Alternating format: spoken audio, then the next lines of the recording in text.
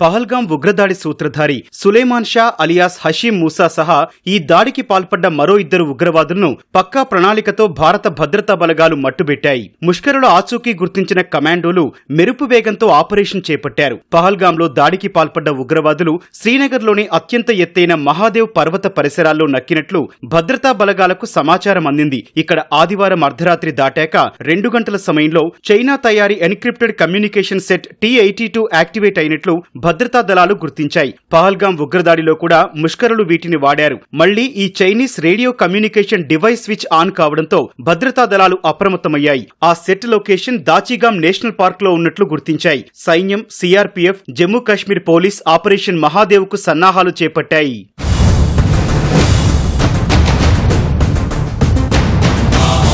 సోమవారం ఉదయం 8 గంటలకు డ్రోన్ ఎగురవేసి ఆ అటవీ ప్రాంతాన్ని భద్రతా బలగాలు జల్లెడపట్టాయి.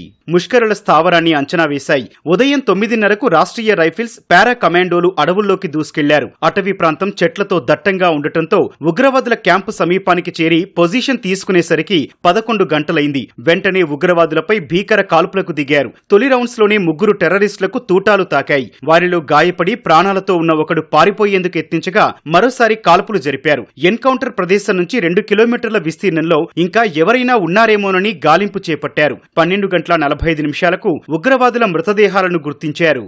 పహల్గాంలో ఉగ్రదాడికి పాల్పడ్డ ప్రధాన సూత్రధారి సులేమాన్ షా అలియాస్ హషీం మూసా సహా 3 ఉగ్రవాదులను భద్రతా బలగాలు మట్టుబెట్టాయి. హషీం మూసా పాకిస్తాన్ ఆర్మీ ప్రత్యేక దళాల్లో పనిచేశాడు. ఉగ్రవాదుల వద్ద నుంచి అమెరికా తయారీ M4 కార్బైన్, AK రైఫిల్స్, గ్రనేడ్లు, భారీ సంఖ్యలో తూటాలు, అల్ట్రాసెట్లను స్వాధీనం చేసుకున్నారు. ఉగ్రవాదుల వద్ద ఉన్న రైఫిల్స్ పహల్గాం ఉగ్రదాడిలో ఉపయోగించినవేనని నిపుణులు గుర్తించారు. ఈ ఉగ్రవాదులు మరో భారీ దాడికి ప్లాన్ చేస్తున్నట్లు అనుమానిస్తున్నారు.